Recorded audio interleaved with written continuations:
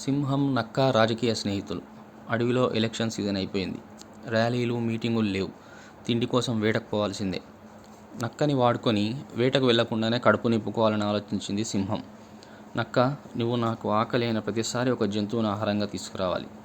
తీసుకురాని రోజు నీ కథ ఉంటుంది చూసుకో అన్నది సింహం. దీంతో నాకెందుకు అనుకొని అలాగే ఓకే అనుకుంటూ వెళ్ళింది. టీవీ రామాయణం సీరియల్లో శత్రుఘ్నుడు లాంటి సైడ్ క్యారెక్టర్ ఎవరు దొరుకుతారబ్బా ఈ సింహం ఆకలి తీర్చడానికి అనుకుంటూ ఉండగా గాడిద కనబడింది.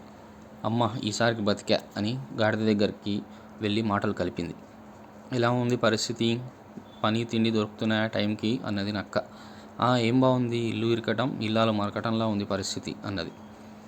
మరి ఒక పని చెయ్యి, ఈ అడవికి రాజవుతావా, ఈ బాధలు ఏముండవు అని నక్క మంచి స్కామ్రీ లేసింది. దానికి గాడిద మురిసిపోయి ఓకే అంది. అయితే ఆ గుహలో సింహం ఉంది, వెళ్ళి దాని ముందు నిలబడు, అది రాజు చేసేస్తుంది నిన్ను అని గుహలోకి పంపింది గాడిదని. గాడిద గుహలోకి ఎంటర్ అయిన వెంటనే అమాంతం తల పట్టుకోవడానికి వెళ్ళింది. చెవులు దొరికాయి. గట్టిగా లాగేసరికి చెవులు చేతికొచ్చాయి. గాడిద ఏడుస్తూ, నా చెవులు లాగేసుకుందిరా సింహము అని ఏడ్చింది. ఒరే పిచ్చోడా, రాజు అంటే కిరీటం వేసుకోవాలి కదా, అందుకు చెవులు అడ్డమవుతాయని తీసేశారు. రాజు అవ్వాలంటే ఆ మాత్రం నొప్పి భరించాలి అని మళ్ళీ పంపింది నక్క. మళ్ళీ అటాక్ చేసింది సింహం. ఈసారి తోక ఊడిపోయింది. మళ్ళీ పారిపోయి నక్క దగ్గరికి వచ్చింది.